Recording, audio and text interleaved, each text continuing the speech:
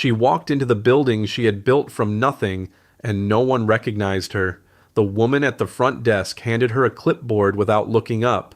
The security guard pointed toward a row of chairs along the far wall without a word, and somewhere behind the glass partition that separated the lobby from the executive corridor, two people who had been trusted with everything she had ever made stood laughing at something on a phone screen, completely at ease, completely unaware.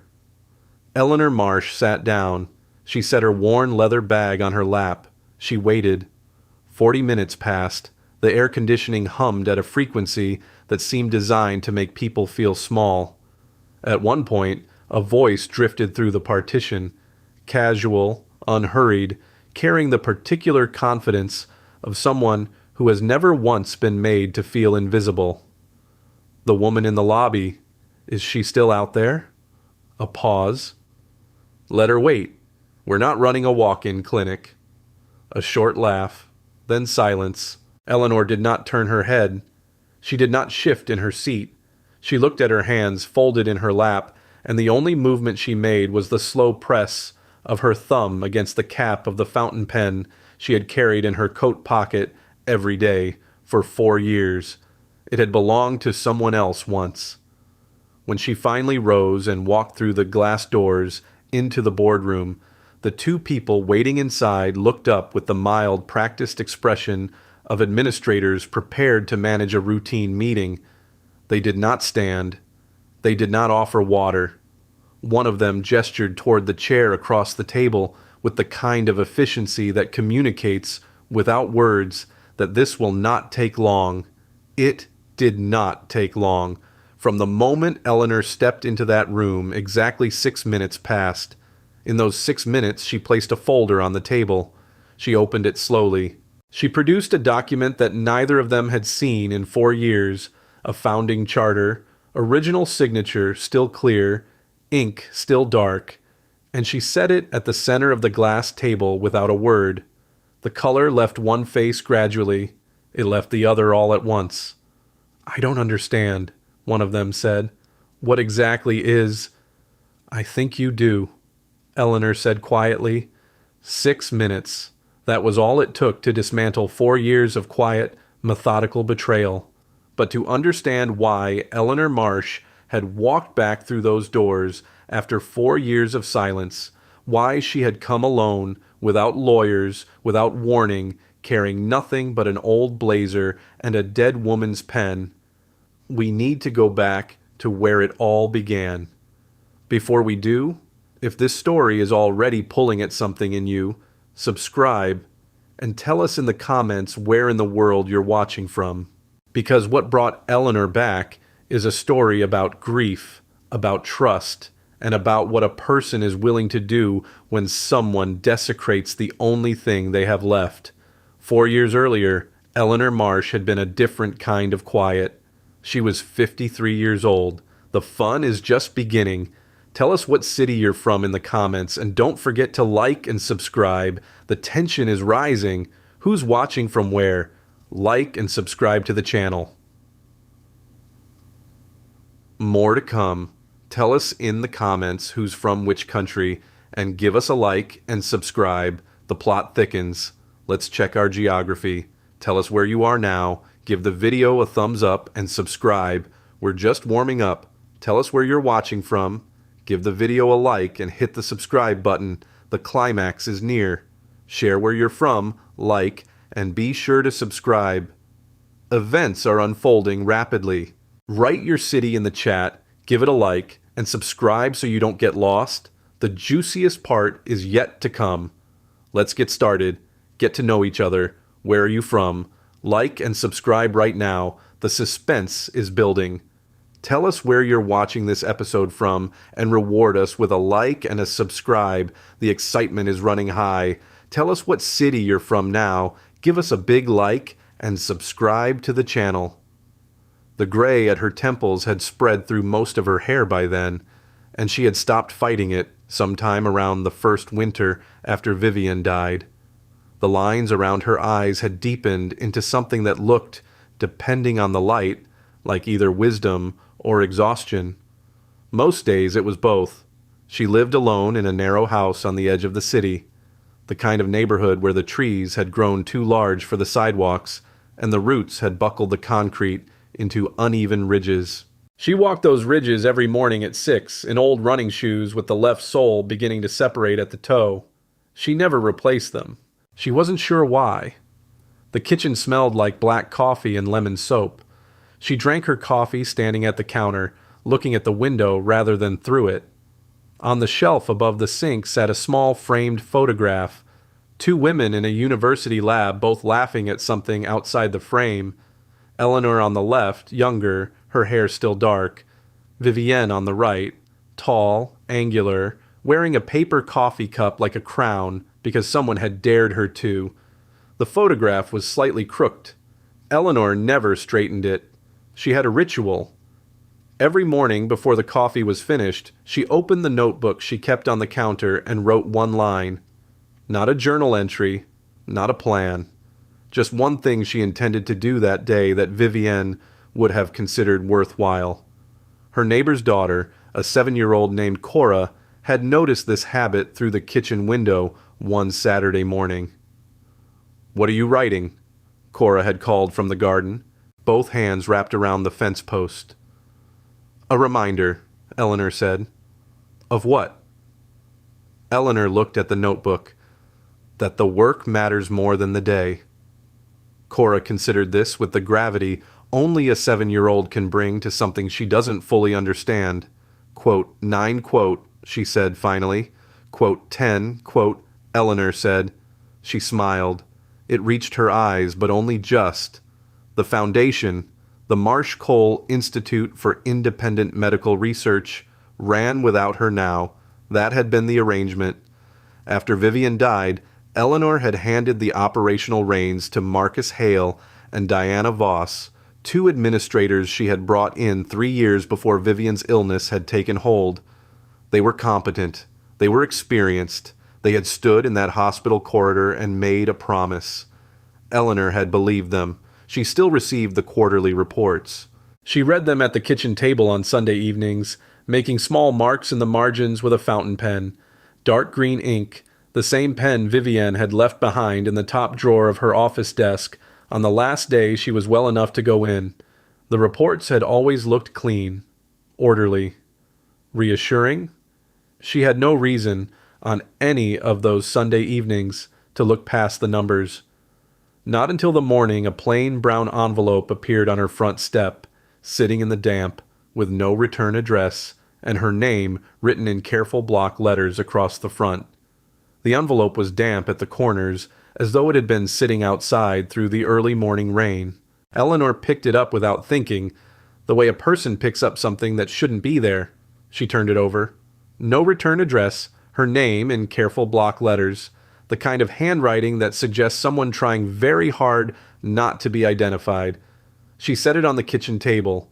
She finished her coffee, then she sat down and opened it. Inside was a single folded document, 31 pages, printed cleanly, with sections highlighted in yellow. A merger agreement. The Marsh Cole Institute for Independent Medical Research and a pharmaceutical conglomerate called Viridian Group. The language was dense and corporate and precise, and Eleanor read it the way she had always read difficult things, slowly, without moving, her finger tracing each line. The kettle began to whistle on the stove. She did not hear it. By page 9, she understood what she was looking at. By page 17, she understood how long it had been happening. The grant redirections were documented in an appendix. Consulting arrangements, all of them, routed through a private firm registered 18 months ago, a firm with 2 directors. She recognized both names immediately, Marcus Hale, Diana Voss.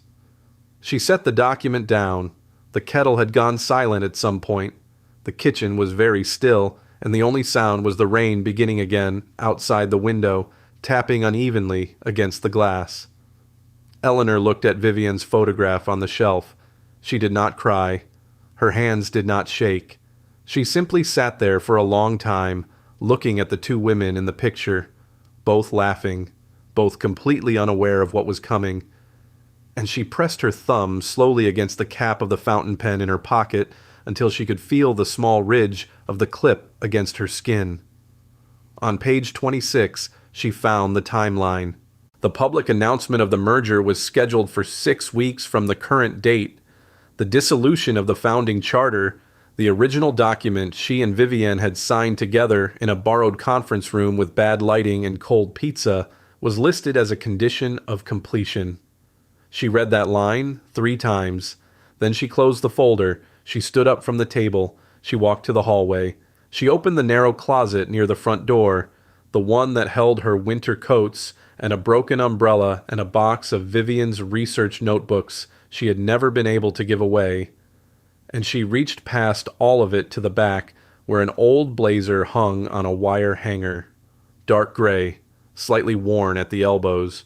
She had bought it the year she and Vivienne had first presented the Institute's founding proposal to a room full of people who did not believe 2 women without institutional backing could build something that would last. She lifted it off the hanger. She did not call her attorneys. She did not call the board. She did not call anyone. She laid the blazer across the back of the kitchen chair and went to find her car keys. To understand the weight of what Marcus Hale and Diana Voss had done, it helps to understand the day Eleanor had trusted them with everything. It was a Tuesday in November, 3 years before Vivienne died. The Institute's offices smelled like fresh paint and printer toner. They had just moved into the new building, the one they had spent 11 years fundraising to afford. Vivienne had been the one to insist on the location. Quote, 11, quote, she had said. Quote, 12, quote, Eleanor had hired Marcus first. He came with credentials and a calm, measured way of speaking that suggested he understood the difference between managing an organization and serving one. Diana came 6 months later, sharper, faster, with a gift for public communication that Vivienne had immediately recognized. Underscore, underscore, quote, underscore 13, underscore, underscore, Vivienne had said after Diana's first board presentation. Just make sure she knows what we're actually doing here. What do you mean? I mean, make sure she knows it's not about us. Eleanor had passed the message along. Diana had nodded and smiled and said all the right things. By the time Vivienne's illness made it impossible for her to come in, both administrators had been running daily operations for 2 years. They knew the donors. They knew the research partners. They knew the language of the Institute as well as anyone. The last time Vivienne came to the office, she sat in her chair for an hour and did not do any work. She just looked at the room, at the whiteboards covered in research timelines, at the grant files stacked along the windowsill, at the small potted plant on the corner of her desk that Eleanor had given her as a joke, because Vivienne killed every plant she had ever owned, and this one, inexplicably, had survived 4 years, Vivienne said. Eleanor was standing by the door. Vivienne looked at her for a long moment.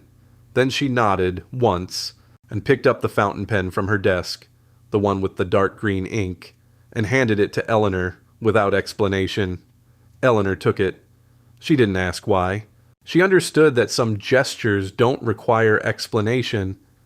3 weeks later, Vivienne was gone. At the memorial, Marcus Hale had stood beside Eleanor and said quietly, underscore, underscore, quote underscore 21 underscore underscore. His voice was steady. His eyes were appropriately solemn. He had placed one hand briefly on her arm, the gesture of a person who knows exactly how grief looks from the outside. Eleanor had believed him. Standing now in her hallway, the gray blazer folded over her arm and her car keys in her hand, she thought about that moment in the hospital corridor, the smell of antiseptic and floor wax, the fluorescent lights humming overhead, Marcus's steady voice making a promise in the presence of Vivienne's absence. She thought about what Vivienne had asked her to protect. She put on the blazer. She picked up the folder from the kitchen table. She walked out the front door and pulled it shut behind her with a quiet, final click. She drove across the city without the radio on. The morning traffic was thick and slow, and Eleanor sat in it without impatience, the folder on the passenger seat, the gray blazer pulled close against the car's cold air. She had driven this route hundreds of times, from the old neighborhood, through the university district, past the park where she and Vivienne used to eat lunch on the steps when the weather was good enough. She did not look at the park as she passed it. She parked 2 blocks from the building. She sat in the car for 3 minutes. Then she picked up the folder and got out. The Institute's headquarters occupied the ground and second floors of a building on Carver Street, a building with wide glass windows and a stone facade and a brass plaque beside the entrance that read, Marsh Cole, Institute for Independent Medical Research, founded 2009. Eleanor had chosen the font herself. Vivienne had complained that it was too formal. Vivienne had said. Eleanor had told her. Eleanor stood on the pavement outside and looked at the plaque. The brass had dulled slightly at the edges. No one had polished it recently. She noticed that the way a person notices a small thing that tells a larger story. She went inside. The lobby was bright and cool, with the particular sterile smell of a building that runs its air conditioning regardless of the season. The floor was polished marble. Eleanor remembered the argument with the contractor about the cost, and her shoes made almost no sound crossing it. A large framed mission statement hung on the wall behind the reception desk. She read the first line from across the room and stopped walking for half a second. The wording had been changed. Not dramatically, just enough. The original line had read, "To advance independent medical research in service of communities that institutional funding has historically overlooked." The word independent was gone. So was everything after research. She kept walking. The woman at the front desk looked up as Eleanor approached. She was perhaps 60, with close-cropped silver hair and a small gold brooch at her collar in the shape of a bird. Her name tag read Ruth. She had been at that desk, Eleanor knew, for 15 years. She had been there on the day the institute opened. She had brought flowers. Ruth looked at Eleanor. Something moved across her face, quick, controlled, and then gone. Eleanor said. Ruth held her gaze for 1 beat longer than necessary. Then she looked down at the screen. Her expression was perfectly neutral, the kind of neutral that takes practice, Ruth said. Eleanor turned and walked to the row of chairs along the far wall. She sat down. She set the folder on her lap and her hands on top of the folder. Through the glass partition ahead of her, she could see the executive corridor. She could see Marcus Hale's office door. It was open, and he was laughing. She watched. She did not move. She waited. If you have ever been dismissed by someone who did not know who they were dismissing, stay with this story, because what happens next is for you. 40 minutes passed. The lobby chairs were upholstered in a pale gray fabric that was trying very hard to suggest calm. Eleanor sat in one with her back straight and the folder across her knees and watched the corridor through the glass partition the way a person watches weather moving in from a distance, without urgency, without illusion. At the reception desk, Ruth answered 2 phone calls and sorted a stack of envelopes and did not look in Eleanor's direction once. Which was, Eleanor understood, its own kind of communication. Through the glass she could see Marcus Hale moving between offices, unhurried, comfortable, wearing a suit that fit him better than anything he had owned 4 years ago. Diana Voss passed the corridor twice, a tablet in one hand, speaking to someone Eleanor couldn't see. Her heels clicked against the floor with the particular rhythm of a person who has decided they belong somewhere. Then a voice came through the partition, male, young, addressed to someone just out of sight. The grant applicant in the lobby? She's been there almost an hour. A pause, then Diana's voice, closer than Eleanor expected. A short silence. Eleanor heard all of it. She did not turn her head. She did not adjust her posture. She pressed her thumb once against the pen in her pocket and looked at a point on the far wall and breathed evenly. She was thinking about a Tuesday afternoon 14 years ago when she and Vivienne had sat in a waiting room Not unlike this one, harder chairs, flickering overhead light, the smell of burnt coffee from a machine in the corner. Waiting for a foundation board to decide whether their research proposal was worth funding. They had waited 2 hours and 40 minutes. They had been turned down. Eleanor had asked. Vivian had picked up her bag and stood.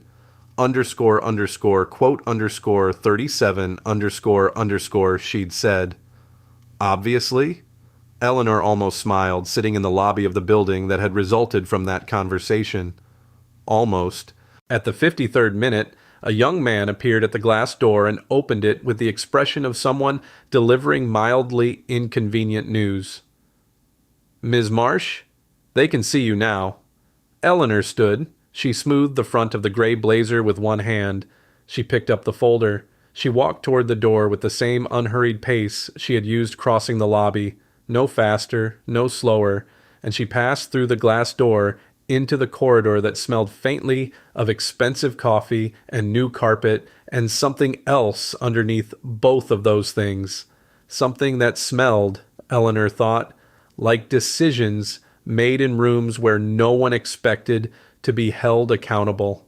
The young man led her to the boardroom at the end of the hall. The door was already open. Through it, she could see Marcus Hale seated at the head of the glass table and Diana Voss beside him, and two other people she didn't recognize along the far wall. Marcus looked up. He smiled the smile of a man who has already decided this meeting will take 15 minutes. Eleanor walked in. Marcus Hale gestured toward the chair across the table with the efficiency of a man who has run 1,000 meetings and expects this one to be unremarkable. Quote 40. He did not stand. Quote 41. Eleanor sat down. She set the folder on the glass table in front of her and placed both hands flat on top of it. The room smelled of fresh coffee from a machine on the credenza and the faint cedar of someone's cologne.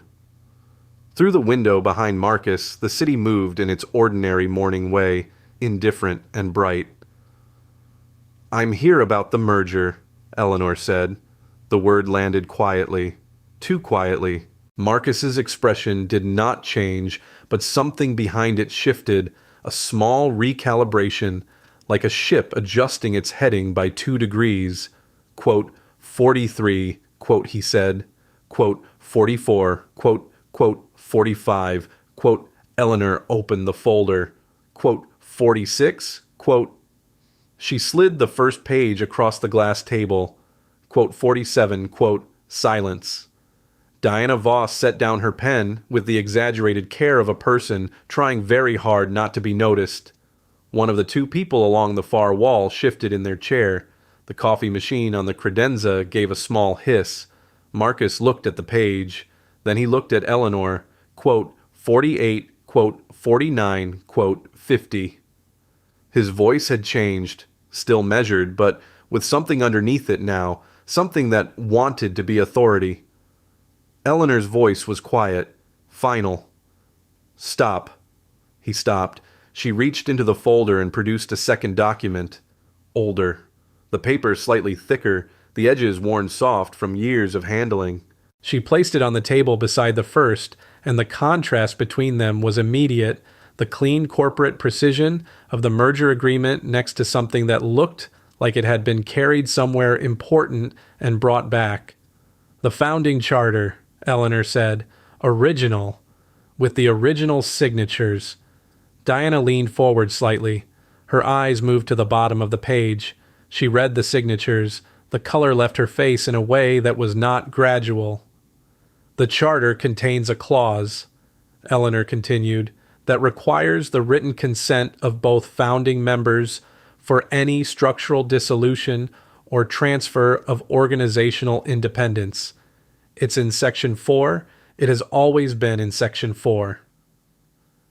Vivian Cole is deceased, Marcus said. The words came out carefully, like he was testing whether they were a defense. Eleanor looked at him. I know that, she said. I was with her. The room went completely still. Someone near the window had been holding a coffee cup halfway to their mouth. They put it down. The clause, Eleanor continued, also specifies that in the event of one founding member's death, full authority reverts to the surviving founder, unconditionally. She let that word sit in the air for a moment. That would be me. Marcus opened his mouth. Then he closed it. From the moment Eleanor had walked through the glass door, exactly 6 minutes had passed. Marcus recovered first. He always did. It was Eleanor had once considered a professional strength. Eleanor. He used her first name deliberately, the way people do when they want to reframe a conversation as something personal rather than something legal. I understand this looks concerning, but what we've been building here, the Viridian Partnership, it's not a betrayal of the mission. It's an evolution of it. Resources we could never access independently. Research capacity that would have taken us another decade to. The founding charter prohibits the transfer of organizational independence, Eleanor said. That's not an interpretation. It's a clause. Vivian would have understood. Eleanor's hand stilled on the folder. The room felt it. The shift was small, barely visible, but every person in it registered the change in temperature, Eleanor said, quietly, without heat, which was worse than anger, and everyone present understood that immediately. Diana looked at the table. Marcus looked at Eleanor. He was calculating something. She could see it in the set of his jaw, the way his fingers had moved to the edge of the table without his seeming to notice. Quote, 70, quote, he said finally, quote, 71, quote, 72, quote. Eleanor reached into the folder and produced a second set of documents, clean, tabbed, organized with the precision of someone who had spent 4 years running a research institution and knew exactly how evidence is assembled. She placed the stack on the table. Underscore, quote, underscore 73, underscore Marcus did not reach for the documents. Diana did. She picked up the top page. She read 4 lines. She set it back down with a care that was not composure. It was the careful movement of someone who has just understood the full dimensions of a room they are trapped in, Marcus asked. She reached into the inside pocket of the gray blazer and produced 2 envelopes, plain white, already sealed. She set one in front of Marcus and one in front of Diana and left her hand on the table between them, Eleanor said. Marcus stared at the envelope. A vein at his temple had become visible. Quote, 78, he said. The words came out with a bitterness he hadn't quite managed to keep out of his voice. You left. You checked out. You don't get to walk back in and... I built this. Eleanor's voice did not rise. It did not need to. Underscore, quote, underscore 81, underscore, she reached into her pocket. She uncapped the fountain pen. Dark green ink, the nib slightly worn, the weight of it familiar in a way that had nothing to do with her own hand. Quote, 82, quote, she said, quote, 83, quote. The pen made a small sound against the paper, twice, the nib scratching across the first signature line with the particular drag of an instrument that has been used a long time and knows the hand that holds it. Eleanor signed the first termination letter. She slid it across the glass table toward Marcus Hale. She signed the second. She slid it toward Diana Voss. Nobody in the room moved. The 2 people along the far wall had become very still. The way people become still when they understand they are witnessing something they will be asked about later.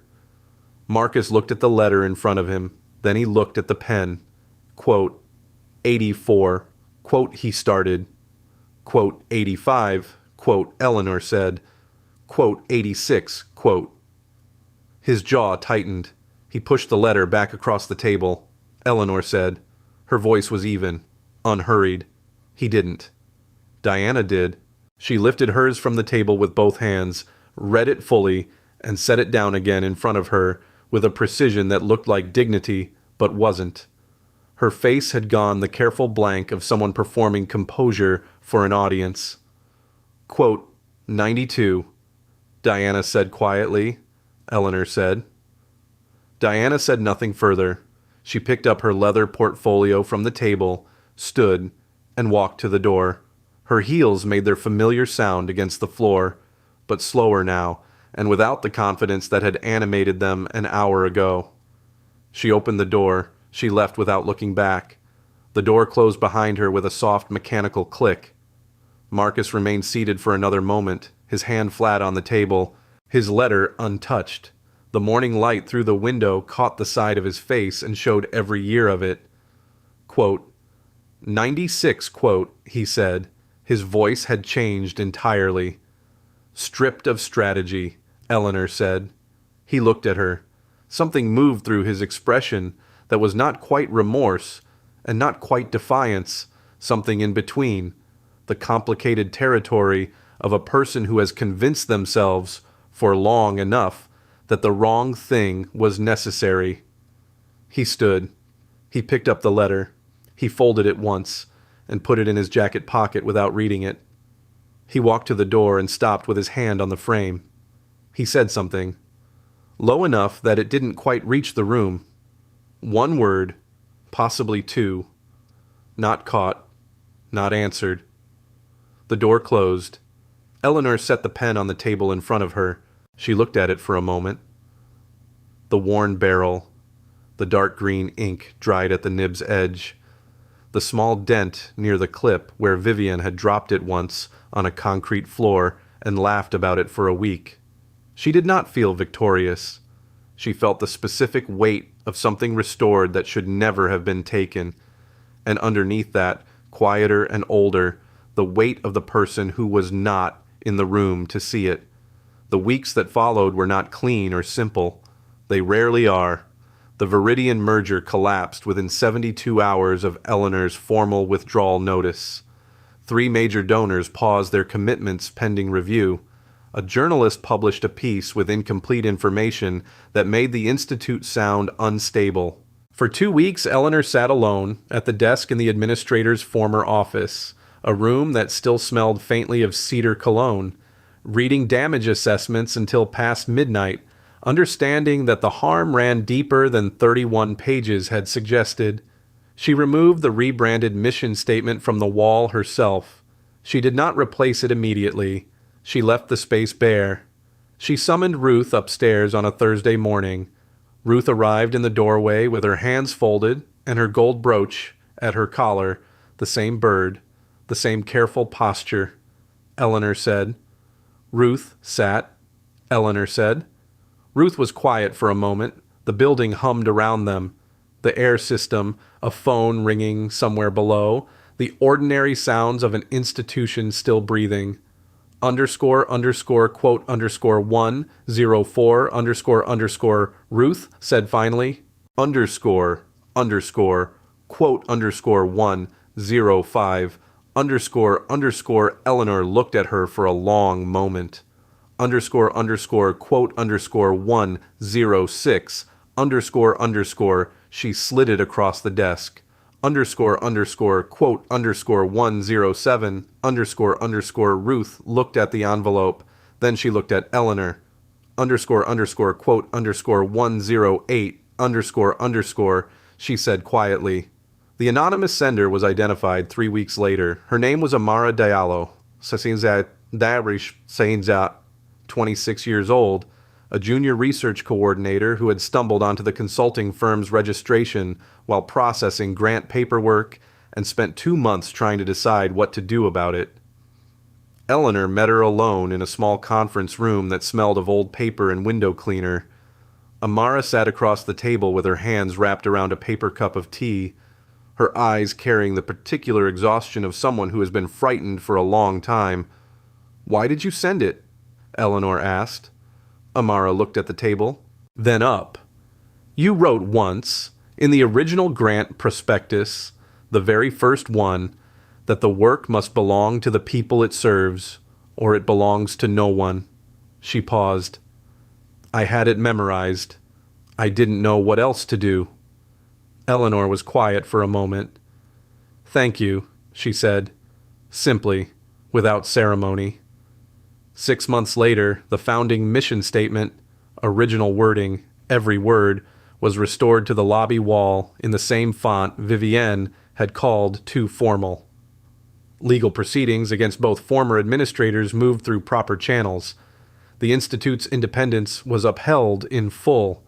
Donations recovered, then exceeded the previous year.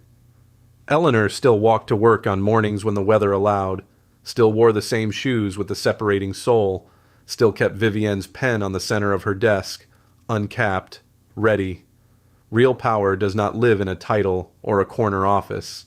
It lives in integrity, in memory, and in the quiet courage to return, even after 4 years of silence, to protect what was built for others, not for yourself. Have you ever walked into a room where no one knew your name and chosen, in that moment, to remember exactly who you were?